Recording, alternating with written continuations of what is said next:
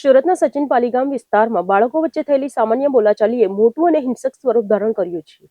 નજીવી બાબતે થયેલી મગજમારીની અદાવતમાં કેટલાક યુવકોએ સ્થાનિકોના ઘરમાં ઘૂસીને તોડફોડ અને મારામારી કરતા સમગ્ર પંથકમાં ભયનો માહોલ સર્જાયો છે। સુરત શહેરમાં કાયદો અને વ્યવસ્થાની સ્થિતિને પડકાર ફેંકતી વધુ એક ચોંકાવનારી ઘટના સચિનના પાલીગામ વિસ્તારમાંથી સામે આવી છે। અહીં બાળકો વચ્ચે રમતમાં થયેલી એક સામાન્ય બોલાચાલીએ જોતજોતામાં મોટો વિવાદ સર્જી દીધો છે। ક્ષણિક આવેશમાં કરાયેલા આ હુમલાના કારણે એક નિર્દોષ પરિવારના ઘરમાં ઘૂસીને આતંક મચાવવામાં આવ્યો હોવાની ઘટનાથી સ્થાનિક રહીશોમાં ભારે ફફડાટ વ્યાપી ગયો છે। સમગ્ર ઘટનાની વિગત એવી છે કે પાલીગામ વિસ્તારમાં રહેતા કેટલાક સ્થાનિક કિશોરો ત્યાં ઉભેલી એક ગાડી જોવા માટે ગયા હતા। આ દરમિયાન ત્યાં હાજર ભરવાડ સમાજના છોકરાઓ અને આ કિશોરો વચ્ચે કોઈ નજીવી બાબતે બોલાચાલી અને સામાન્ય મગજમારી થઈ હતી। આ મામલો ત્યાં જ શાંત પડી ગયો હોવાનું લાગતું હતું, પરંતુ સામી બાજુના યુવકોના મનમાં આ સામાન્ય ઝઘડાની તીવ્ર અદાવત રહી ગઈ હતી। આ સામાન્ય ઝઘડાનું વેર વાળવા માટે ભરવાડ સમાજના કેટલાક ઉશ્કેરાયેલા યુવકોએ કાયદો હાથમાં લીધો હતો। આ યુવકોએ એક આખું ટોળું રાત્રિના સમયે સ્થાનિકોના ઘરે ઘસી આવ્યું હતું। આરોપીઓએ કાંઈ પણ વિચાર્યા વગર સીધો પીડિત પરિવારના ઘરમાં પ્રવેશ કર્યો હતો અને ત્યાં હાજર સભ્યો સાથે બેરહમીપૂર્વક મારામારી શરૂ કરી દીધી હતી। એટલું જ નહીં, ઉશ્કેરાયેલા હુમલાખોરોએ ઘરની અંદર રાખેલી ઘરવખરી અને કિંમતી સામાનમાં પણ ભારે તોડફાડ મચાવી દીધી હતી। શાંત અને રહેણાંક વિસ્તારમાં અચાનક એક પરિવારના ઘરે આવીને આ પ્રકારે હિંસક હુમલો કરાતા આસપાસના પડોશીઓ અને સ્થાનિકોમાં બહુ મોટો ભયનો માહોલ સર્જાયો છે। આ હુમલામાં ભોગ બનનાર પાંડે પરિવારે અસામાજિક તત્વોની આ ગુંડાગર્દી સામે તીવ્ર આક્રોશ વ્યક્ત કર્યો છે। ભોગ બનનાર કિશોરના માતા સુમન પાંડે અને પિતા અનિલ પાંડેએ મીડિયા સમક્ષ આખી આપવીતી વર્ણવતા રડતી આંખે ન્યાયની માંગ કરી છે। પીડિત પરિવારે સચિન પોલીસ મથકમાં આ અંગે સત્તાવાર ફરિયાદ નોંધાવી છે અને પોતાના પરિવારની સુરક્ષાને ધ્યાનમાં રાખીને હુમલાખોરો સામે કડકમાં કડક પોલીસ કાર્યવાહી કરવાની માંગ ઉચ્ચારી છે। ઘટનાની જાણ થતાં જ સચિન પોલીસે ગુનો નોંધીને તોડફોડ કરનારા આરોપીઓની શોધખોળ આદરી છે અને તે વિસ્તારમાં ફરી શાંતિ સ્થપાય તે દિશામાં ચક્કો ગતિમાન કર્યા છે।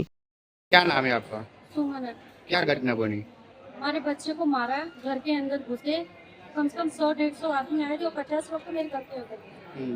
हमारे घर के अंदर घुस के हम पे, मेरी सास पे, मेरे पति पे, मेरे बच्चे पे जानलेवा हमला किया। उसमें हमने चेन पहन रखी थी, हमारी चेन कहाँ गई, किसने उठाई वो भी हमें नहीं पता। तीनों की चेन गले से खींची गई है।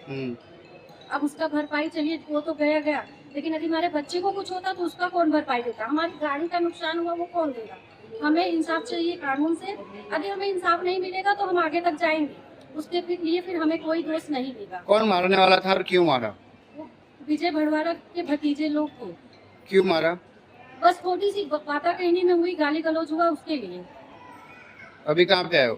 वो लोग सचिन में है, आप कहाँ पे आए हो? मैं यहाँ सिविल में।